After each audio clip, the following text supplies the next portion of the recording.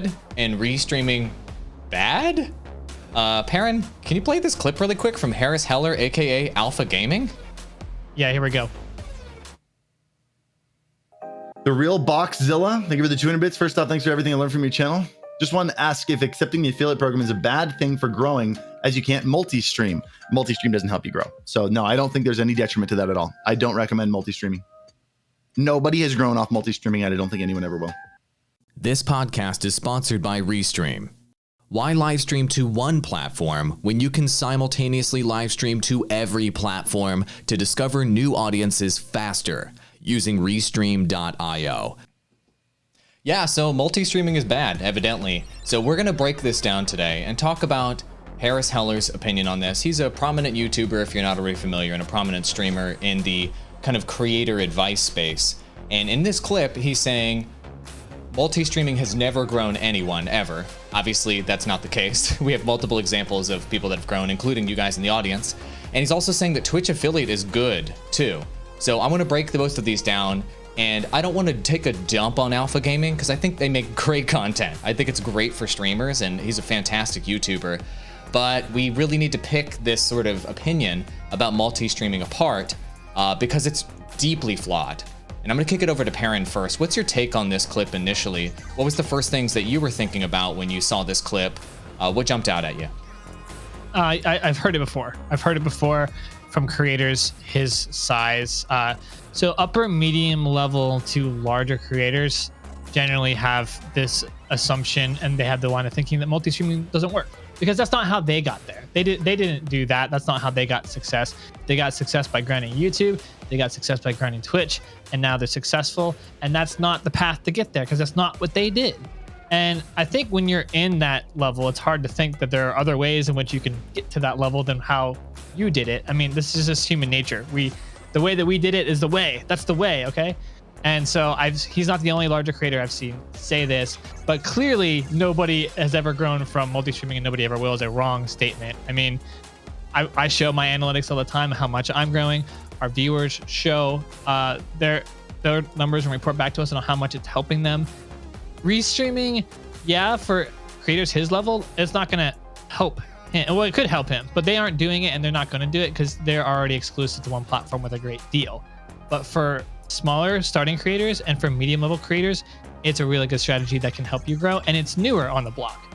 So these other older, more successful streamers they're not acclimated to it because they're not looking for new earlier growth strategies like other creators might be. That was my take. Ross, what jumped out at you? What was your reaction? My first reaction was no explanation as to why. And I think that's going to be key here. And I would love to get that from him eventually, as why is, in his opinion, is restreaming multi-streaming bad?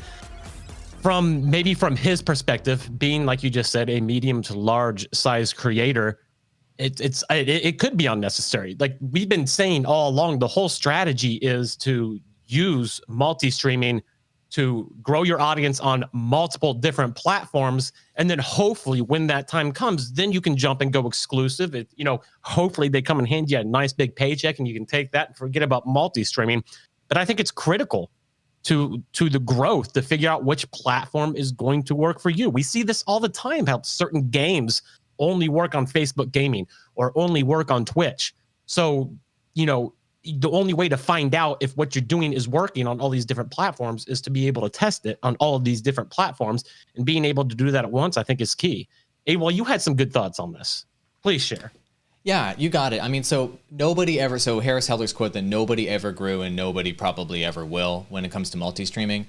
We grew this podcast multi-streaming.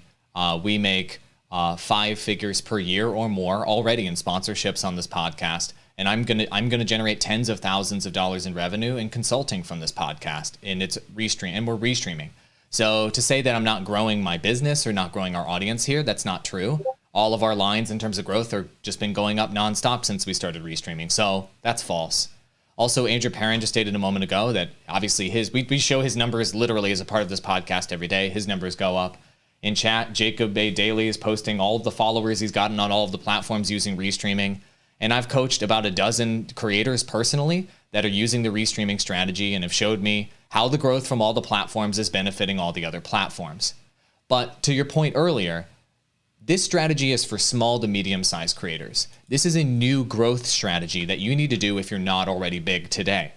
And Perrin mentioned a moment ago, these guys that already made it, that are already at the top. The argument is the people that are already at the top don't do this. Well, actually, you don't know that when it comes to the people that are maybe in like, maybe not the top 10, but like the 20 through 100 streamers. A lot of streamers have multi-streamed in the past, and they've used that to great effect to move their audience between platforms. But they're not going to tell anybody about that now because they're paid to be exclusive somewhere. I've also run destinations in the past that have made 6 figures per year, multi-streaming destinations like TGN Squadron. And also look at events like E3 or PAX East or PAX West or any sort of major gaming announcement from Xbox, from PlayStation, whatever. Why are they multi-streaming? Because people with real marketing experience that have like actually scaled up businesses to like major levels, like way beyond what Alpha Gaming's business is probably a single-digit $1 million per year business. Good for you, Alpha Gaming. That's great. But businesses that scale up beyond single-digit millions to tens of millions and hundreds of millions know that the way you scale up your business is by releasing your content and your advertising and your marketing on more platforms. That's the only way to scale up when you reach end-to-end game. And no creator today has actually reached end-to-end game yet. And one of the reasons why, in my opinion, they haven't reached end-to-end game is because they aren't putting their content on every single platform everywhere all the time. And as soon as a creator realizes that at the very, very top, they will start to scale up their business and they will start to think like mega media corps think. I'm a former marketing executive, and I've seen companies where they will grow up to a certain point by being exclusive on one platform for one function. And then that's a glass ceiling, or that's a literal ceiling holding back their company's growth. And as soon as they open up multiple additional platforms for these functions to pump their marketing through, to pump their content through, to pump their live streams through, all of a sudden their business starts to scale up and grow again. So there is unlimited empirical evidence and historical evidence to show that releasing content on multiple platforms, releasing campaigns on multiple platforms, releasing advertising on multiple platforms increases results. There is zero empirical evidence to show that it does not. That's the bottom line. And so what I don't like about this clip is that Harris Heller is saying he was telling his massive audience of like hundreds of thousands of streamers, you will never grow using this strategy. I think he's doing his audience a massive disservice because he has not even tested it. I can tell when he's doing videos about Facebook gaming, and when he did ones about Mixer, and when he didn't even do videos about them. When he talks about Facebook gaming, when he talks about Trovo, when he talks about DLive and these other platforms, I can tell as an expert on something like Facebook gaming, he hasn't even tested Facebook gaming really. He doesn't know the first thing about it. That's not to say that he doesn't know much. It's just that he's a Twitch guy. And so his whole bubble is the Twitch bubble. His whole bubble is the YouTube bubble, and he doesn't really understand what's going on outside of there because he doesn't need to run his business. But to kind of write off all of these other sort of growth platforms and growth strategies outside of the one that he's doing and say, it's never going to work, guys, trust me. I think it's irresponsible for someone like Harris Heller to say that because he has not fully tested it himself. I can bet you ice cold hard cash that if Harris Heller restreamed today on Twitch, YouTube, and Periscope, his numbers for his live stream would be 50% to 300% greater than they currently are exclusively on Twitch. I bet you money on that. I bet you $1,000 on that. End of story. That's empirical evidence. So if Harris Heller wants to do an exclusive stream on Twitch and measure the numbers, and then he wants to do a multi-stream on all of his avenues and put those numbers side by side, Harris Heller, you tell me which one's bigger. I'll take any cash bet because I know what the winner's going to be, and it's multi-streaming, obviously. Back to you, Ross. Now, obviously, we need to kind of address the elephant in the room, not talking about myself. Let's talk about how we are sponsored by Restream. Obviously, this is going to sound incredibly jaded coming from us. We completely understand that. Like I said, we are sponsored by Restream.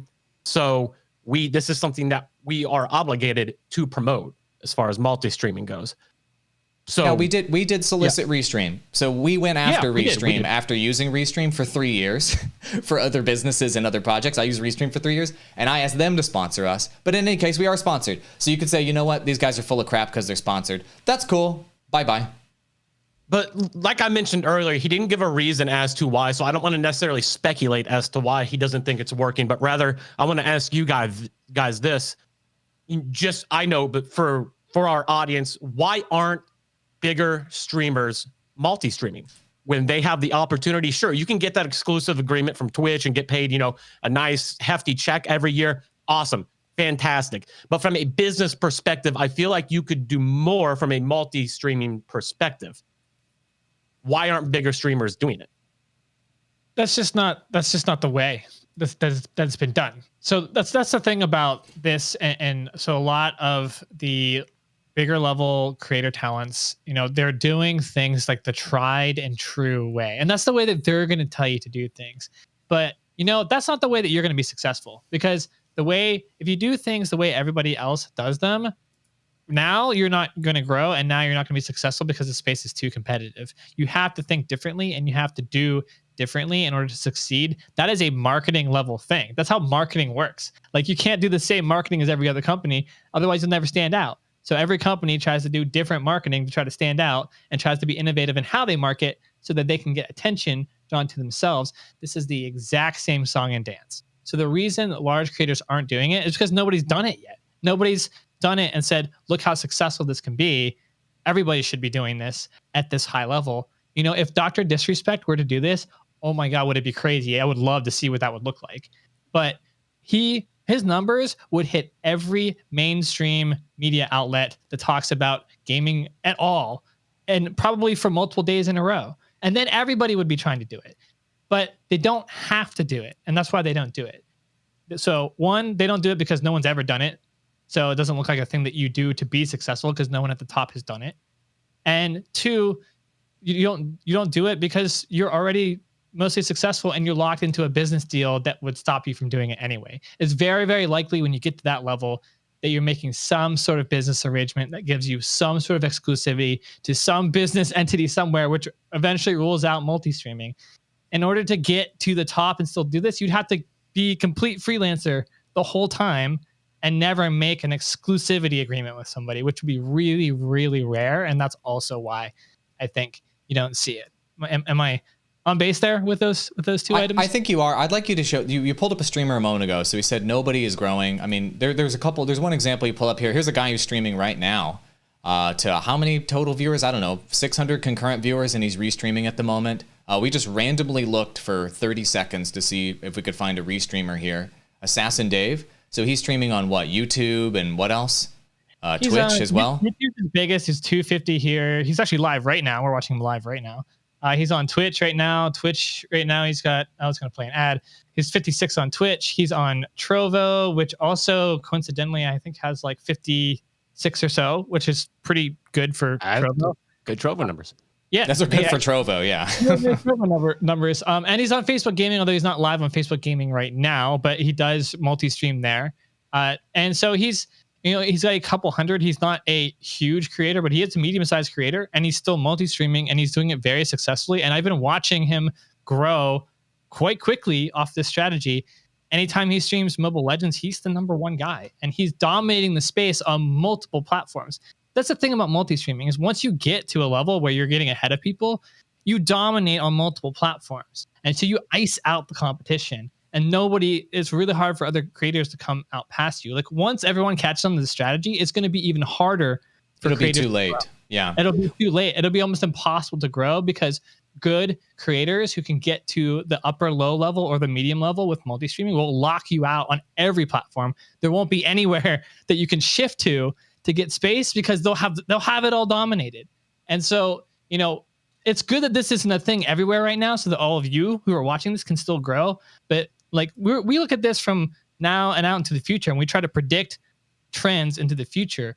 We're looking 3 to 5 years out at all times. Yep. Yeah, because that's how long it can take to grow. So you got to know what the landscape is going to be like in that future case scenario.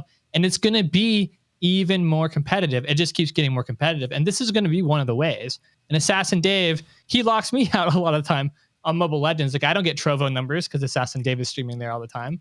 I don't get nearly as good YouTube numbers, but I just haven't built up YouTube as much. The only thing I can kind of compete with him on is Twitch, and it's pretty rare that I can even top him on Twitch. So he's just casing me out on every destination.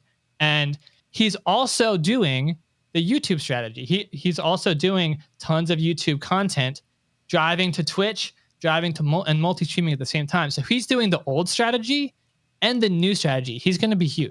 He's going to be huge. Yeah, that makes sense. So, I mean, for me, one thing to talk about, and I guess everybody kind of forgot, I guess, what happened earlier this year. Do you remember there was, how many streamers were there? Oh, yeah, 4.5 million streamers on Mixer, and then their platform closed down. Uh-oh. Bye-bye all of your careers. So if they had been multi-streaming, they would have an audience on Twitch, on all of the other platforms, on YouTube and what have you, that they could have made a transition to. But Microsoft's Mixer went out of business. And Microsoft's Mixer. If Microsoft's can, Mixer, anybody's can at some point. Yeah. And so even Harris Heller in his own videos, this is what's so crazy to me about his position on multi-streaming. In his own videos, he even says this DMCA takedown thing, the recording industry going after Twitch, could be the end of Twitch. He said multiple times. He says it could be the thing that takes down Twitch. He has said multiple times. And he's recommending that people exclusively stream on a platform that could just be taken down by some massive lawsuit. I don't understand it. I mean, let's just count the bodies here of all of the online media platforms that I can just think of off the top of my head that have gone down and died in the past, 5 years since we've been, past 10 years since we've been doing this. Blip TV, rest in peace. Mixer, rest in peace. Quibi, rest in peace. Vine, rest in peace. Go90, rest in peace. Fullscreen, rest in peace. I can't think of any more. Those are the 6 that came into my head, but those are social media platforms, MySpace, blah, blah, blah, blah, blah. All of them will go out of business at some point. They're businesses. Businesses don't last forever. And so all of you guys, as you're thinking about your brand and you're thinking about yourself as a creator and you're thinking about your career, maybe these platforms last 3 years, maybe they last 5 years, maybe they last 10 years, but your career needs to last 10, 20, 30, 40 years. You need to last longer than these platforms do as a creator. And so that's why getting your content on all platforms, diversifying your audience on all platforms will make you weather the storm when the next shock happens, like Mixer closing down, or the next shock happens with Adpocalypse 3.0 on YouTube, or the next shock happens where your channel gets banned. You get copyright struck out of nowhere. I mean, the DMCA takedown thing, Alpha Gaming in his videos is literally talking about how streamers are randomly getting banned and Twitch sure is mishandling this. Everybody's piling on Twitch, and yet they're like, but you should stream exclusively there. What? What are you talking about? Like, do you hear yourself? It's just this contradiction. It's this constant contradiction of the whole platform could go away, but be exclusive there. They could kill you at any point and they don't have systems for you to be discovered, but you should be exclusive there. It's like, you can't, to me, there's this like disconnect of like the platform has these major flaws and these major pros and boons at the same time. And so why can't you concede to the fact that it might not be the best platform to be exclusive on? If you have the option to not be exclusive on a platform with massive flaws, then why are you going to be exclusive on it unless they're paying you massive dollars to take on that business risk? You know what I'm saying?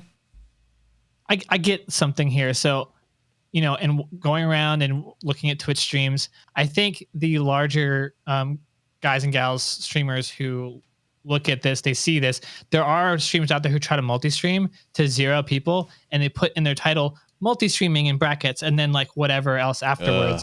Cringe. And I see this a lot. And I don't know where they get the idea that putting multi-streaming in the title will like interest people, but that's not really how it works. That's not the strategy.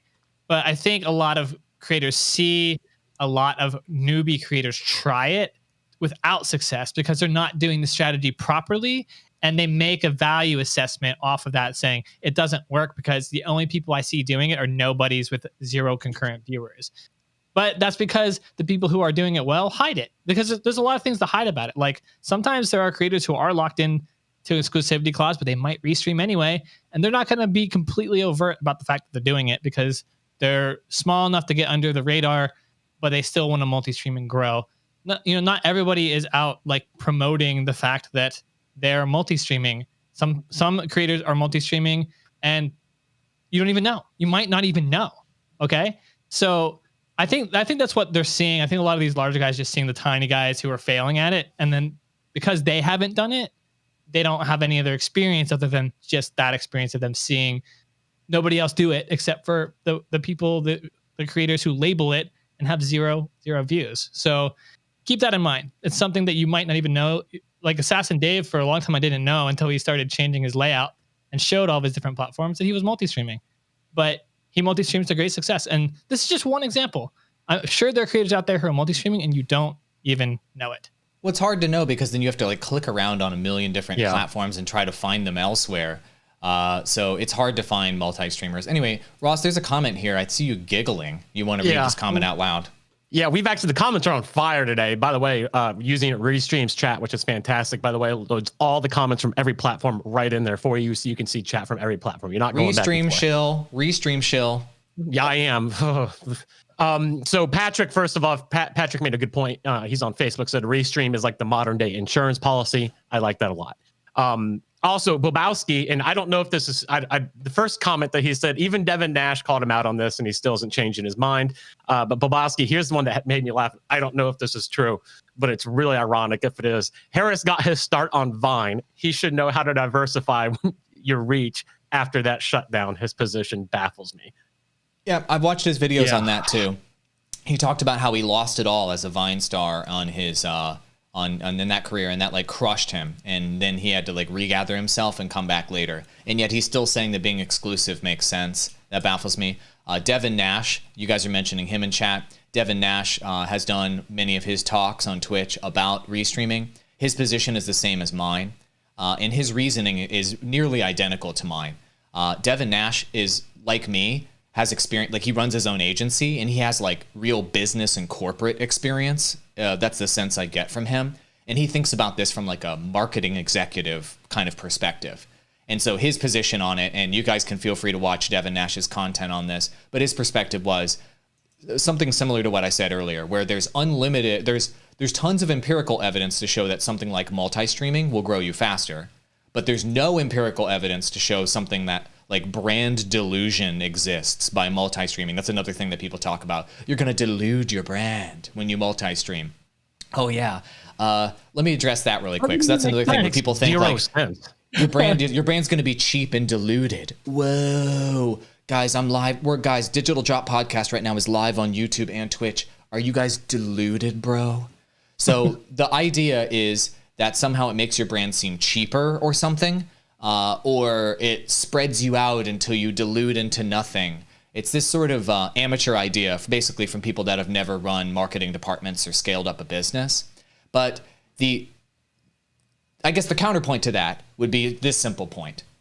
Look at literally every mega brand on the planet right now, if we want to worry about brand delusion with restreaming. Coca-Cola, Nike, Under Armour, even Cyberpunk 2077, you name it. All of these companies scale up their marketing operations, their ability to acquire audiences, by going to as many platforms as possible. Is Coca-Cola's brand diluted because they ran an ad campaign on Facebook and they ran the same campaign on YouTube and ran it on TV and ran it on podcasts? Does Coca-Cola's brand suffer because they ran that same ad campaign across the board? Did they get diluted? No, it's just smart business. And every mega brand on the planet does similar things. Nike, when they make those like $3 million super inspirational videos of like the handicapped person overcoming diversity and, you know, the person coming from the ghetto to get a gold medal, and those inspirational videos that pull on your heartstrings, they run those videos on every single platform. Is Nike's brand diluted? Do you feel like Nike's brand is trash because you saw that amazing video on Instagram and Twitter? I'm never buying Nike again. Are you kidding me? I saw that kid overcome a diversity on 2 platforms. Nike is a cheap piece of shit brand. Give me a break. So this whole idea of brand delusion is just this amateur perspective from people that have not actually grown big brands ever. Because your brand will never be big if you stay exclusive to individual platforms, because you hit the ceiling. You got to go to more platforms as they open up. That's how big brands like Coca-Cola and Nike and Under Armour and all of these have survived. For especially ones like Coca-Cola for generations. Coca-Cola ran radio ads when that was the thing. They ran paper ads when that was the thing. They did magazine ads, and they went to TV. They went to the internet. They went to social media. And all of these brands know that the key to survival as a brand and being a premium brand is changing with the times, keeping your strategy up to date. And today, the strategy that's up to date today is having your content everywhere on the internet, because we have an open and free, unlimited distribution marketing environment on the internet today. That's the market we're in today. So exclusivity doesn't make sense anymore. Back to you, Ross. Another thing that's worth pointing out here is AWOL. Perrin, you guys always talk about how being able to monetize what you're doing. And this is going to be the shortest comment ever, shortest question ever. What's going to be more effective if you go to a potential sponsor with viewers and analytics from one channel or from 6 or 7 channels? Right. Yeah. And it's simple marketing like that. We're getting down to like basic marketing. And as a creator, you are at least need to be a basic marketer. And one of the basic fundamentals is getting as many eyeballs on your content as possible, hopefully targeted eyeballs that will like that content. And you're trying to target, good developed audiences. But let's forget all that and just keep it as simple as many eyeballs as possible. You're not going to do that by being on one platform. And this is one of the original reasons why we liked Restream, is because it puts you out there in front of more eyeballs with like simultaneously without having to do a ton of extra work. Like you don't have to stream that same stream 5 times. You're just streaming it once to 5 different places. You get a lot more mileage. You get a lot more potential chance of more eyeballs on your content. It just, the numbers make sense to be pro live streaming, no matter how you look at it, from a marketing standpoint, from a business standpoint, from a creator standpoint. They all look better. We just haven't seen one superstar creator come out and say, I did it because of Restream. And you know what? They're never going to do that. So like, they're never going to say they made it because of Restream. They're not, because that's going to hurt any of their business deals, unless, they're like us and have a business deal with Restream. But I mean, you're not going to see that happen. It is a solid tool. And think about it from a marketing perspective. You want to plant as many successful seeds out there to bloom as possible. And while I do this next rant, I would like you, Ross, to drop a link in chat to use Restream if you'd like, everybody. We got a discount code he's going to throw in there as well. It's also in the description of the YouTube video. We are sponsored by them, so Restream's shill away. But another thing is you're seeing competitors to Restream building restreaming tools into their software and entering this market now. Major competitors. Why would they do that? Why would they spend the hundreds of thousands and millions of dollars to build the technology to take a live stream feed, load that thing up on your own servers, and then distribute that to multiple platforms at the same time? Why would competitors start to be jumping in the space? It must be, there must be nothing to it, right? It doesn't make any sense. It looks like it's a dead trend to me. And nobody's doing it. It's not generating any growth. So why invest in it, right? So companies are starting to invest in this technology because there's been one mega player in the space, Restream, who has the best functioning software for this right now. But competitors are jumping into the space and competing with Restream in this capacity. And that's further confirmation that multi-streaming and restreaming is something that is very valid and is working for brands. You also see stuff that are kind of on the fringes, like StreamYard and like 200 platforms like StreamYard, where it's like hitting the easy button to live stream with like pre-made graphics and stuff. You guys know which ones I'm talking about. And it just pops you up in little squares, and then you can stream with these platforms and go on multiple platforms at the same time. Why are they implementing multi-streaming and restreaming there? It's because it benefits businesses. It benefits the average podcast. It benefits the average person, the small business, etc., who's trying to get maximum reach from their live streams because they have limited time and they need maximum reach. So I feel that Restream ended up kind of proving the concept with their technology. They were like the first player in the space, and they're the big player in the space. And now you see everyone following their lead. And it's further confirmation that this as a trend, this is something that technology companies see as being a major opportunity in the future of live streaming. That's why all the new streaming platform competitors that are coming out for Restream all have some sort of multi-streaming component where you can click the buttons to enable other platforms to go live on them. So it's even further confirmation that this is the future. And these tech companies are looking at the future, and they're looking at the opportunities that are coming up and the extra value they can provide their customers. And getting maximum reach is one of those values. Final thoughts on this, Perrin?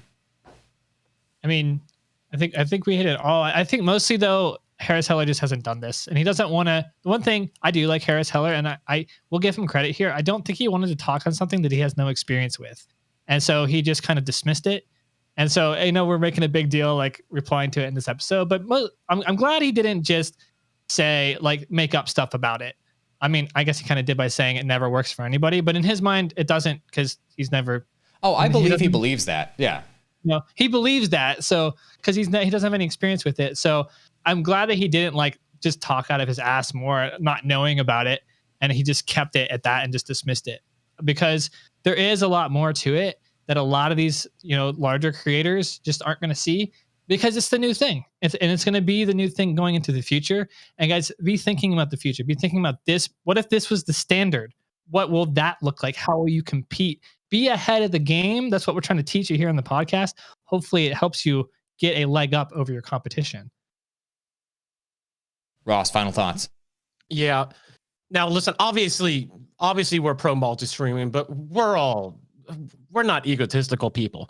If Harris Heller, if he came and had a legitimately good reason and laid out some good points about why you shouldn't multi-stream, and we look at it and we're like, hey, we don't really have an argument against this, then we would change up our opinions too. We're doing this because we want to help people grow. And we're doing this because we enjoy growing this podcast as well. So I would like, before I even really have a final thought on it, I want to know his reasoning behind it.